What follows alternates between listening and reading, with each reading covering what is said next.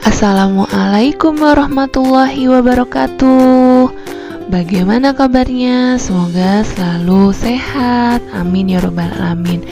Dan tetap semangat ya belajarnya, karena di minggu ini kita akan kembali belajar materi IPA, dimana materi untuk minggu kali ini adalah kita akan belajar mengenai sendi, karena sendi juga termasuk ke dalam sistem gerak pada manusia. Setelah minggu kemarin kita belajar mengenai rangka, nah minggu ini kita akan mempelajari tentang apa itu sendi. Sebelum kita masuk ke materi, alangkah baiknya kita berdoa terlebih dahulu ya, biar anak-anak diberikan kelancaran untuk memahami materi yang akan Ibu sampaikan pada minggu ini. Setelah berdoa, yuk kita mulai belajarnya. Kita masuk ke materi sendi. Tapi sebelum membahas lebih lanjut tentang sendi, cobalah kamu gerakkan lengan kanan atau kirimu. Selanjutnya gerakan pula siku atau lututmu. Ayo kita coba mulai gerakan. Nah, dari dua gerakan tadi, apa sih yang bisa kamu simpulkan? Para gerakan lengan pasti berbeda dengan siku atau lutut kan? Jika lengan bisa bergerak secara bebas, maka siku atau lutut hanya bisa digerakkan satu arah saja. Mengapa gerak kedua bagian itu berbeda? Hal itu karena sendi penyusunnya juga berbeda. Nah, ingin tahu selengkapnya tentang sendi? Yuk kita simak materi tentang persendian pada sistem gerak manusia berikut ini. Kita masuk ke pengertiannya ya. Sendi. Sendi itu merupakan hubungan antara tulang satu dengan tulang yang lainnya.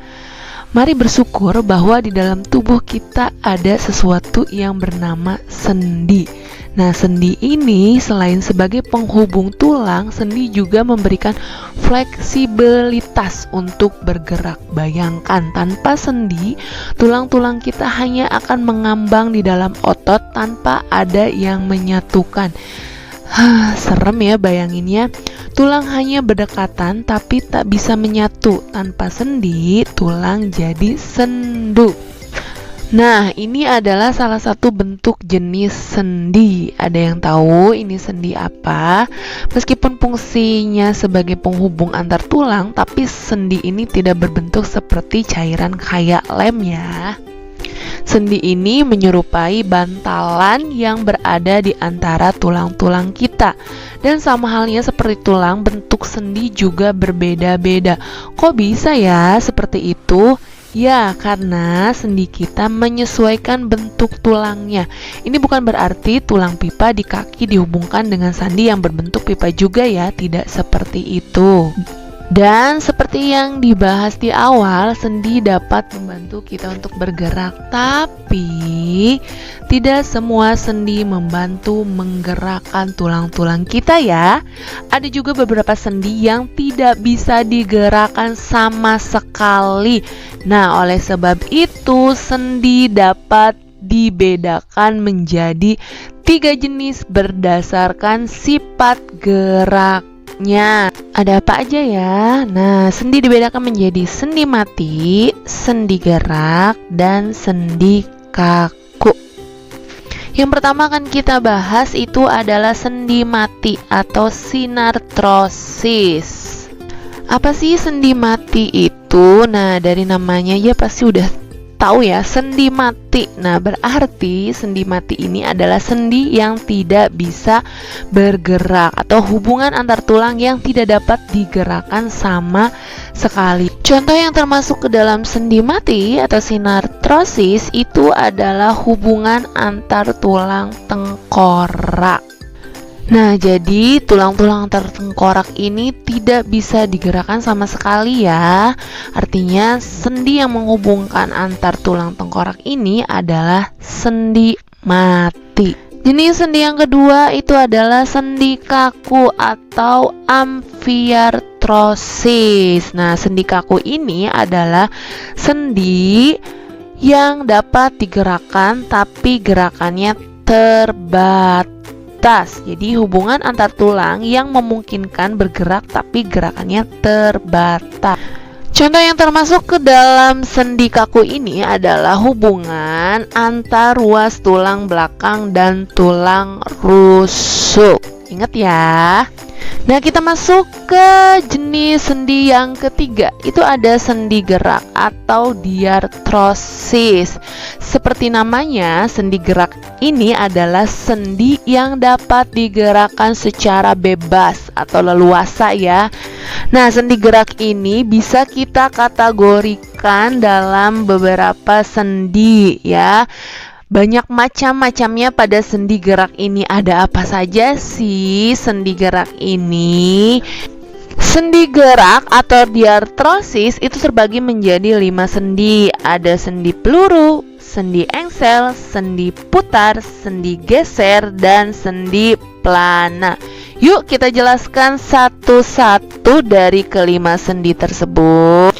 Yang pertama, Ibu jelaskan dulu sendi peluru. Apa sih itu sendi peluru? Sendi peluru adalah sendi yang memungkinkan terjadinya gerakan bebas. Ingat ya, sendi peluru adalah sendi yang memungkinkan terjadinya gerakan bebas. Contohnya adalah hubungan antar tulang lengan atas dan tulang belikat ya, serta tulang pinggul dan paha. Nah, itu adalah contoh dari sendi peluru, di mana sendi peluru ini memiliki ujung berbentuk bulat dan masuk ke ujung tulang lain yang berongga. Nah, keberadaan sendi peluru ini bisa membuat kamu menggerakkan tulang tersebut ke segala arah. Ayo coba dicontohkan ya gerakan antara tulang lengan atas dan tulang belikat. Ayo coba digerakkan. Nah, itu adalah contoh dari sendi peluru. Yang kedua itu adalah sendi engsel. Nah, pernahkah kamu melihat engsel pintu? Nah, gimana sih gerakan dari engsel pintu itu?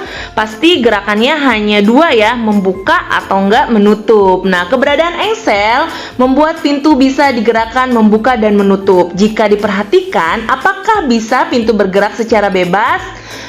Bisa nggak? Tentu tidak ya, karena engsel hanya membantu pintu untuk bergerak satu arah saja. Begitu juga dengan sendi engsel. Sendi engsel hanya memungkinkan gerakan satu arah, yaitu ke depan atau ke belakang. Sendi engsel ini terletak di hubungan antara tulang siku maupun tulang lutut. Nah, sendi engsel letaknya hanya di tulang siku ataupun tulang lutut ya. Kita lanjut yang ketiga. Nah, sendi gerak yang ketiga itu adalah sendi putar. Nah, sendi putar adalah sendi yang memungkinkan adanya gerakan memutar. Ingat ya, sendi putar adalah sendi yang memungkinkan adanya gerakan memutar. Gerakan memutar berporos pada salah satu tulang dan tulang lainnya berputar mengelilingi poros tersebut. Nah, sendi putar bisa kamu temukan pada hubungan antar tulang tengkorak dan tulang leher. Ayo coba diputar antara tulang tengkorak dan tulang leher. Nah, dengan adanya sendi putar itu, kamu bisa memutar, mengangguk, dan menggelengkan kepala.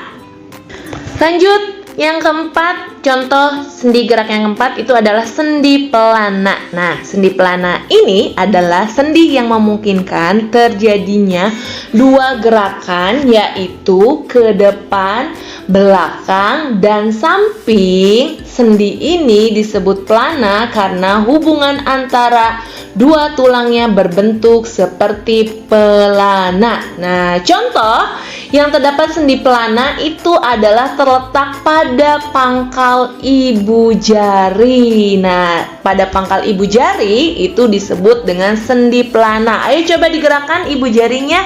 Nah, itu adalah contoh dari sendi pelana ya. Lanjut, sendi gerak yang terakhir itu adalah sendi geser. Sendi geser adalah sendi yang menghubungkan bagian tulang yang bentuknya datar. Bagaimana cara kerjanya? Yaitu dengan bergeser di atas tulang lainnya. Nah, contoh dari sendi geser itu bisa kamu temukan pada hubungan antar tulang pergelangan tangan dan kaki. Nah, ingat ya, contoh sendi geser bisa ditemukan pada hubungan antar tulang pergelangan tangan dan kaki.